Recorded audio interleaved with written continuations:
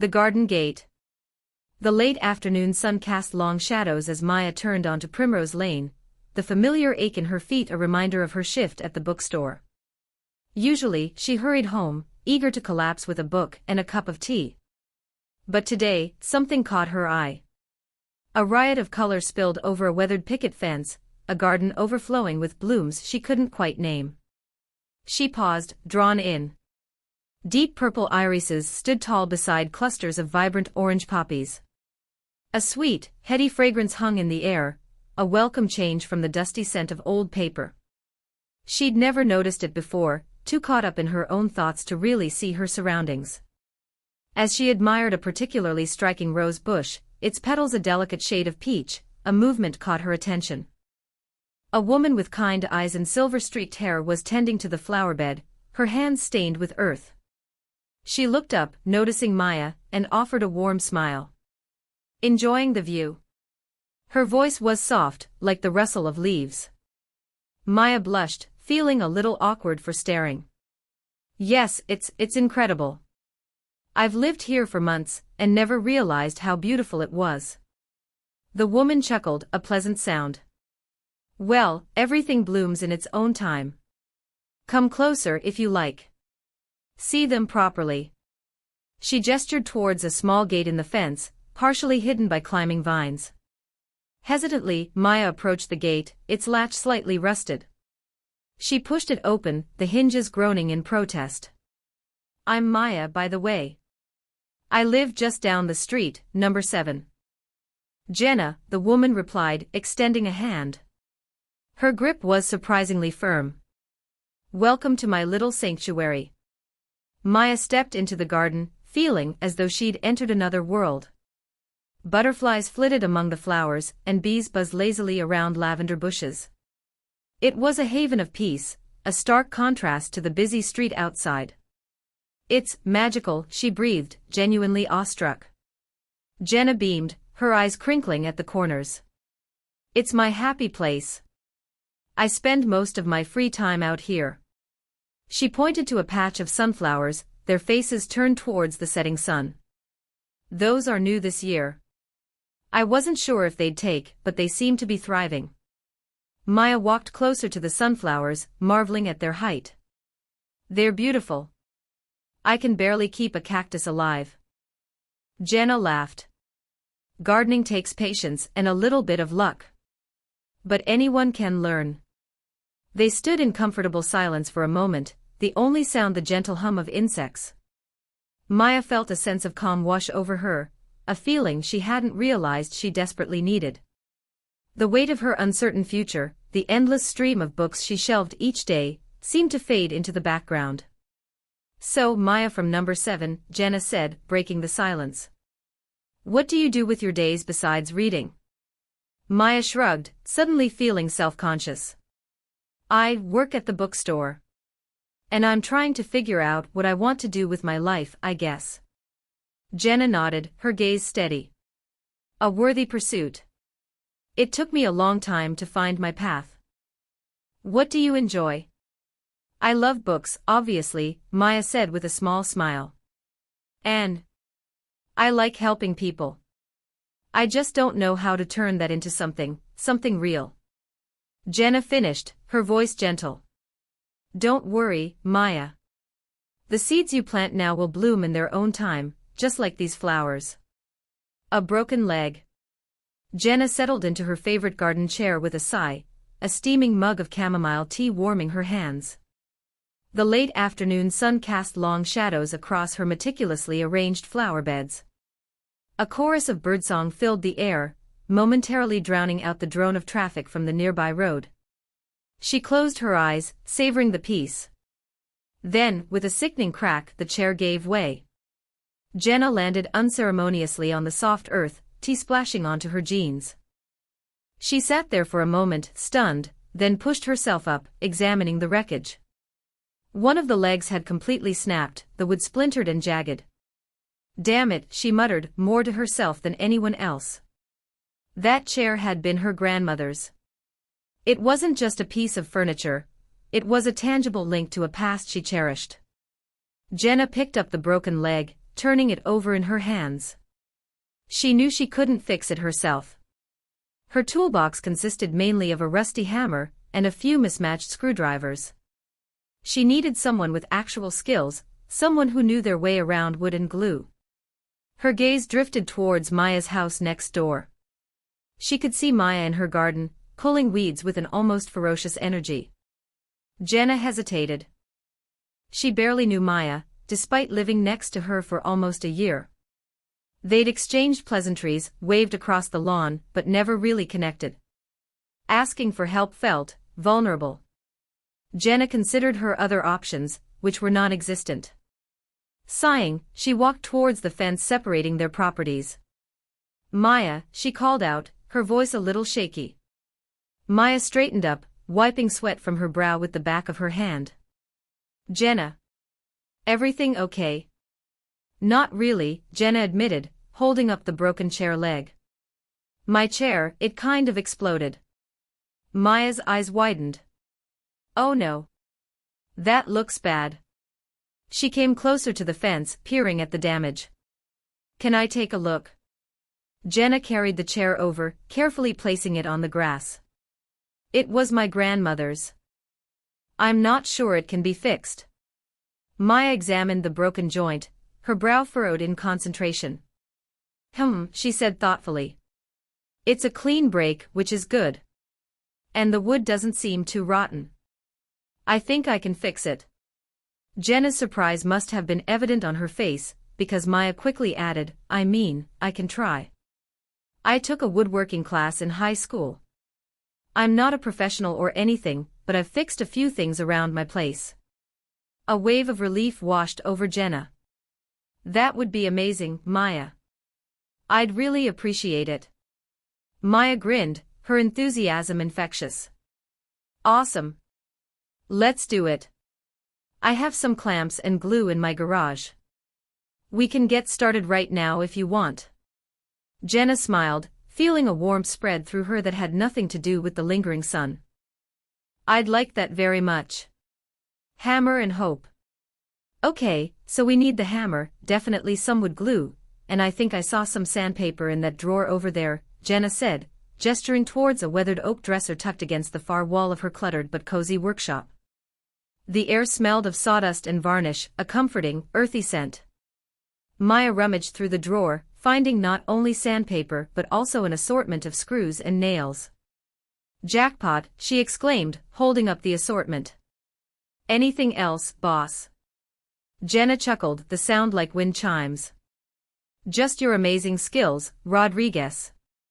Maya blushed, a warmth spreading through her cheeks. "Don't get your hopes up too high, Bloom. My skills mostly involve microwaving popcorn and finding the best deals on ramen." "Well, we all have our talents," Jenna said with a wink. She picked up the broken chair leg, examining the fractured wood. "All right, let's see if we can resurrect this old friend." They worked side by side, the rhythmic tap-tap-tap of the hammer filling the small space. Maya sanded the rough edges of the break, the fine dust coating her fingers.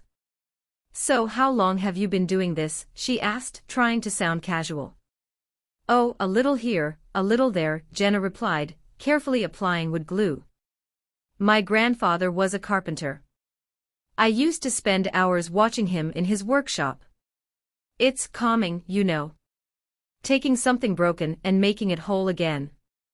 "Yeah, I get that," Maya said, thinking about her own restless spirit, the constant search for something to ground her. "It's like giving something a second chance." They fell into a comfortable silence, punctuated only by the sounds of their work. Maya found herself watching Jenna, the way her brow furrowed in concentration, the gentle curve of her lips when she smiled to herself.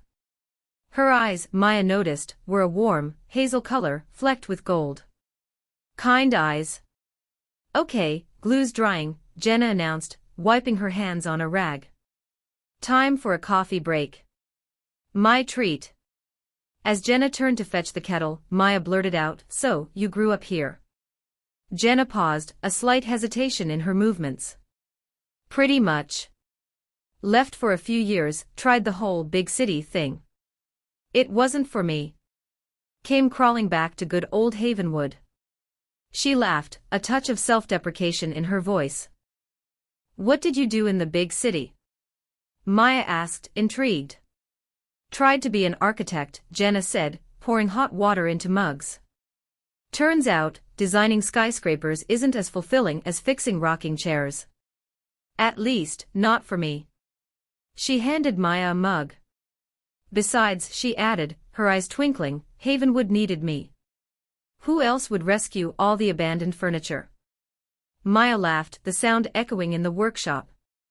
You're amazing, Jenna Bloom. Truly.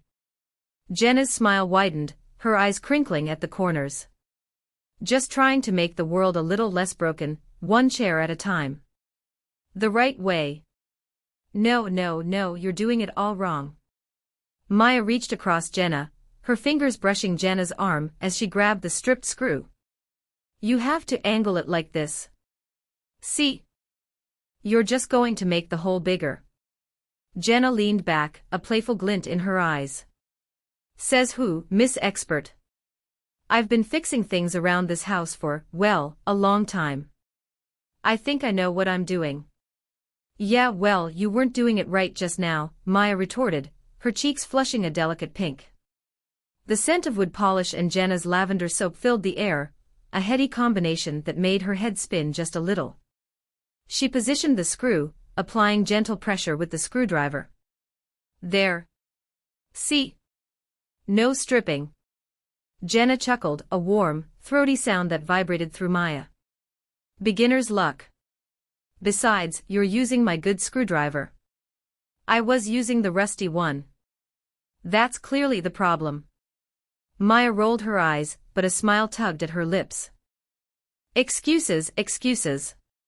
Face it, I'm just better at this than you are. Oh, is that so? Jenna raised an eyebrow, a mischievous glint in her eyes. She leaned closer, her shoulder bumping against Maya's. Maybe I should test that theory. Let me try. Before Maya could protest, Jenna's hand was over hers, guiding the screwdriver. Her fingers were warm and strong, a surprising contrast to the softness of her skin. Maya's breath hitched. It was suddenly very hot in the sunroom. You're squeezing too hard, Maya managed to say, her voice a little breathless. You need a lighter touch. Like this. Jenna's grip loosened slightly, her knuckles brushing against Maya's. The screw turned smoothly, sinking into the wood. Yeah, exactly like that. Maya swallowed hard, her gaze fixed on their intertwined hands. The silence stretched between them, thick and heavy with unspoken tension. The rhythmic chirping of crickets outside the window seemed to amplify the quiet. Jenna slowly pulled her hand away, leaving a tingling sensation in Maya's palm. See? The rusty screwdriver was the problem. She winked. But thanks for the lesson, Professor Rodriguez. Maya fumbled with the screwdriver, nearly dropping it. Anytime, Professor Bloom. She cleared her throat. So, you want to get that rusty screwdriver and give it a try on the next leg. A gentle touch. The rasp slipped. Maya yelped, dropping the small wooden brace she'd been sanding. A thin line of crimson bloomed on her left index finger. Damn it, she muttered, instinctively shoving the injured finger in her mouth. Jenna was beside her in an instant. Let me see. Her voice was calm, efficient. She gently pulled Maya's hand away, her touch surprisingly firm. We need to clean that. Come on. Maya, slightly dazed and embarrassed, followed Jenna to the small utility sink in the corner of the garage. The fluorescent light hummed overhead, casting a sterile glow on the scene. Jenna turned on the tap, adjusting the water until it was lukewarm. Here, she instructed, guiding Maya's hand under the stream. Hold it there. The cool water was a relief, washing away the sawdust and blood. Maya watched, mesmerized, as Jenna retrieved a first aid kit from a shelf above the workbench. Her movements were precise, economical. She located antiseptic wipes and small bandages. This might sting a little, Jenna warned, tearing open a wipe. Maya braced herself. Jenna dabbed at the cut, her brow furrowed in concentration. It did sting, a sharp, fleeting pain that made Maya flinch. "Sorry," Jenna murmured, her voice softer now. "Almost done." The antiseptic had a medicinal smell, clean and slightly acrid. Jenna finished cleaning the cut and carefully applied a small, flesh-colored bandage. Her fingers brushed against Maya's, sending an unexpected shiver up her arm. Jenna held Maya's hand for a moment longer than necessary, her gaze fixed on the bandaged finger. Then, she looked up, her eyes meeting Maya's. The air seemed to thicken, charged with a sudden, undeniable awareness. Maya's heart pounded in her chest. Jenna's eyes, usually a calm, steady blue, seemed to deepen, swirling with an emotion Maya couldn't quite decipher.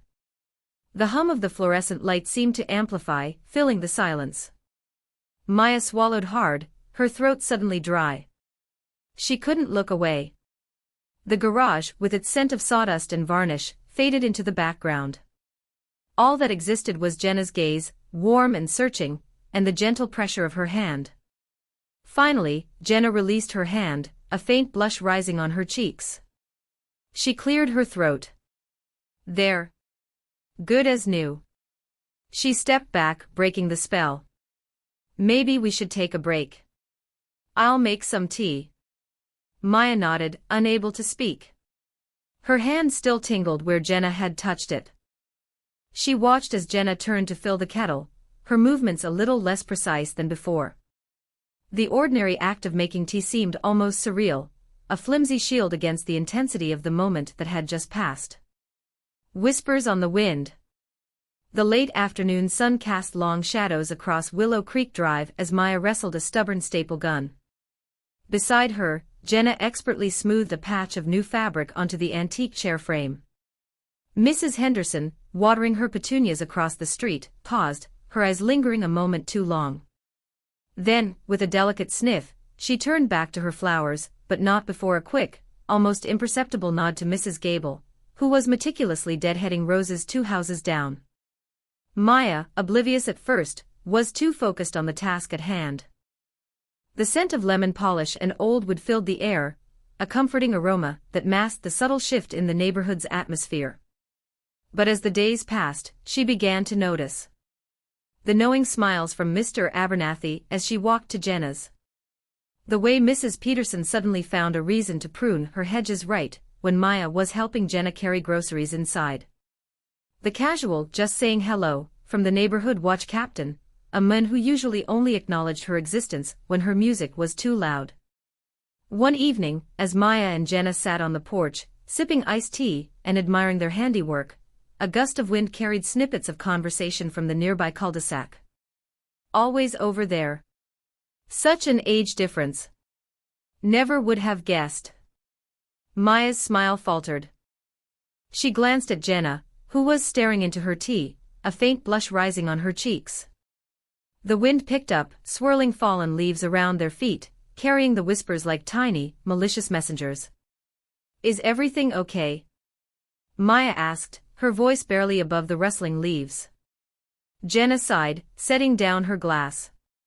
"It's a small town, Maya. People talk. But what are they saying?" Maya pressed, a knot forming in her stomach. Jenna hesitated, then met Maya's gaze, her eyes filled with a mixture of amusement and something that felt suspiciously like hurt. "Oh, you know.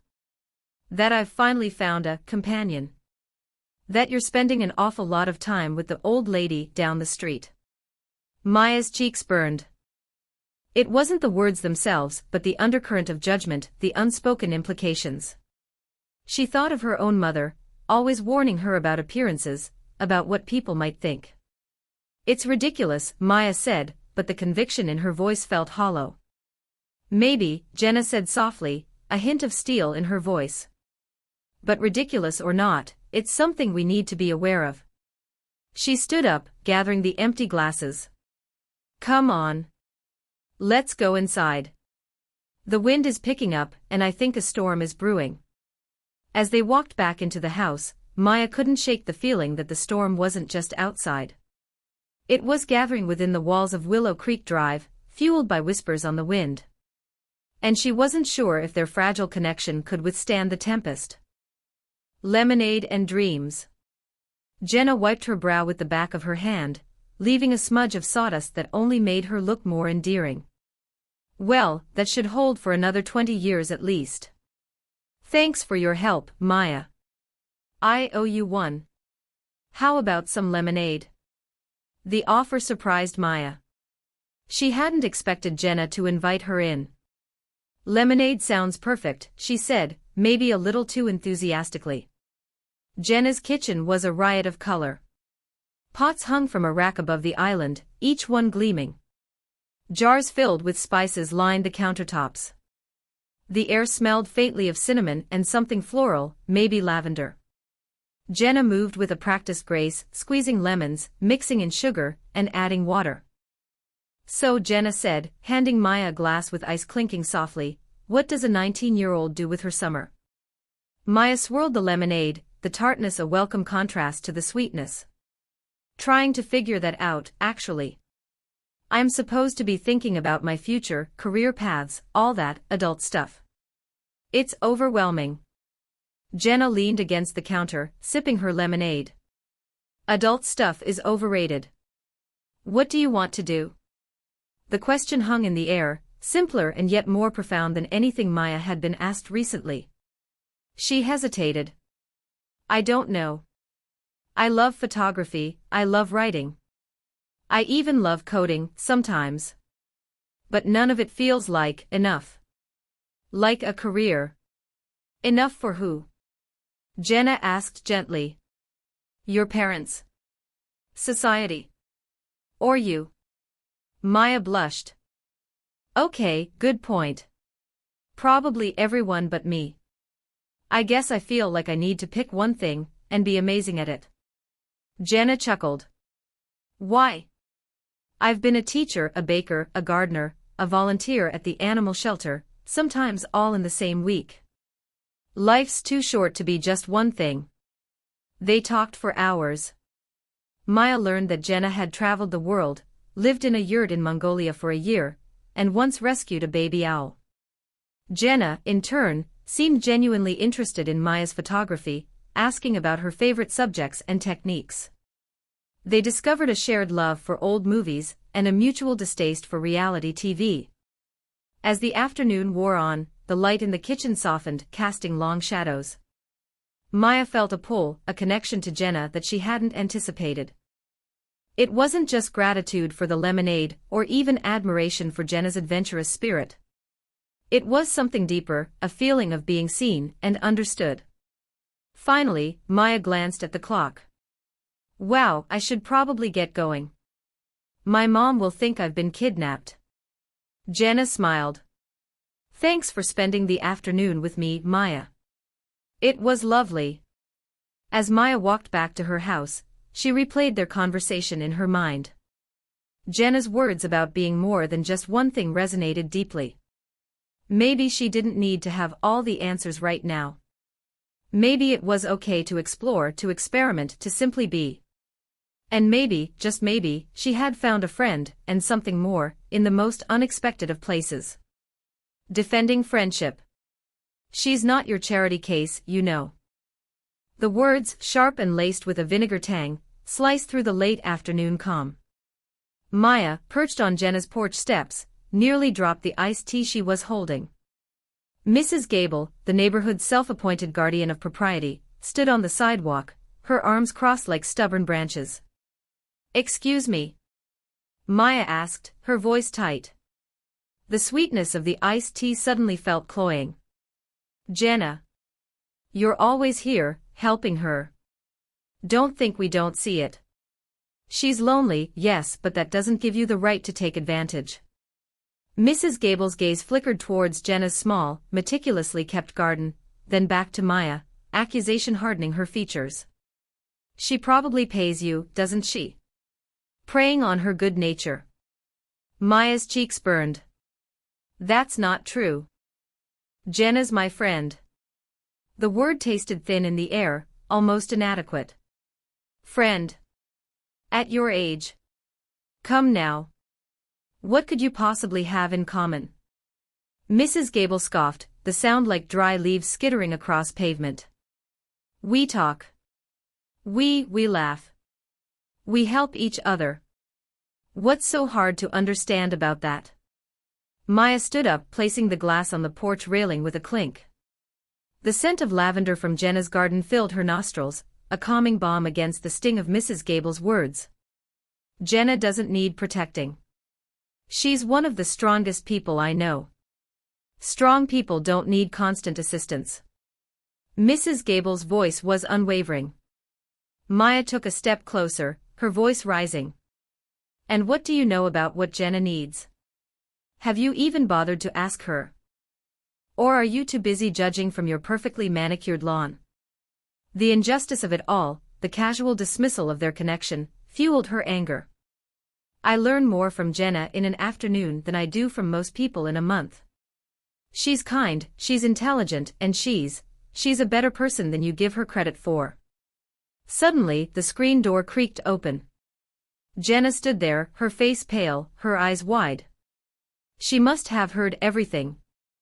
Mrs. Gable, momentarily flustered, stammered, "Jenna, dear, I was just—" "Thank you, Mrs. Gable," Jenna interrupted, her voice surprisingly firm. "But Maya speaks for herself, and I appreciate her friendship." She turned her gaze to Maya, a small, grateful smile playing on her lips. "Why don't we go inside, Maya? I was just about to show you that book I was telling you about."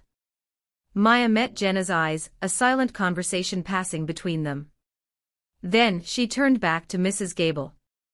"Maybe next time, before you jump to conclusions, you could try offering a helping hand instead of pointing a finger." Without waiting for a response, Maya followed Jenna inside, the scent of old books and simmering herbs enveloping her like a warm embrace. The door clicked shut, leaving Mrs. Gable standing alone on the sidewalk, her mouth a thin, disapproving line. Inside, Jenna turned to Maya, her eyes shimmering. "Thank you," she whispered, her voice thick with emotion. For defending me." Blooms of friendship. The sky, a canvas of deepening indigo bruised with storm clouds, finally surrendered. A thunderclap vibrated through Jenna's home, each window pane a screen for the violent ballet of raindrops. I was recounting my epic vegan lasagna fail when Jenna's sharp intake of breath cut me off, her eyes reflecting a sudden terror. "The garden," she exclaimed, already halfway to the back door. A knot of foreboding tightened in my stomach as I hurried after her. What awaited us was heartbreaking. Jenna's carefully cultivated haven lay in ruins. Her petunias were plastered to the earth, rose bushes bowed low in defeat, and the slender stems of her cherished lilies were brutally snapped. A feral wind shrieked through the wreckage, plucking at the few remaining petals. Jenna stood paralyzed, her face a mask of despair. "My poor darlings," she murmured, her voice thick with unshed tears. Impulsively, I plunged into the downpour. "We can salvage this," I yelled against the wind's fury, seizing a splintered branch. "We can save some of them." Galvanized by my surge of action, Jenna joined me, and together we embarked on a frantic rescue operation.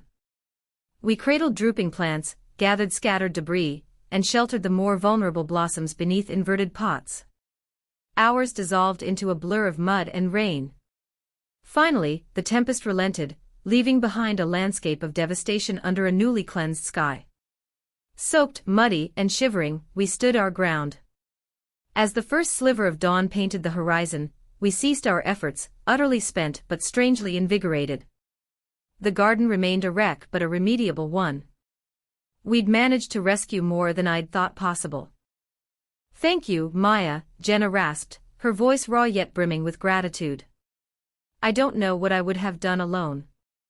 The following afternoon, Jenna gifted me a small, meticulously hand-painted flower pot.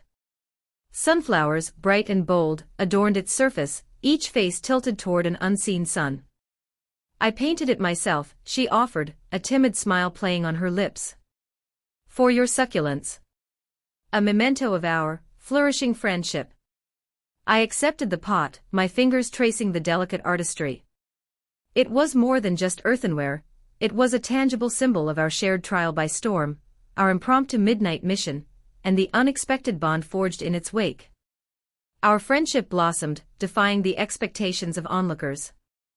We strolled through the park, sharing secrets and peals of laughter. We experimented in the kitchen, creating culinary masterpieces, and setting off the occasional smoke alarm.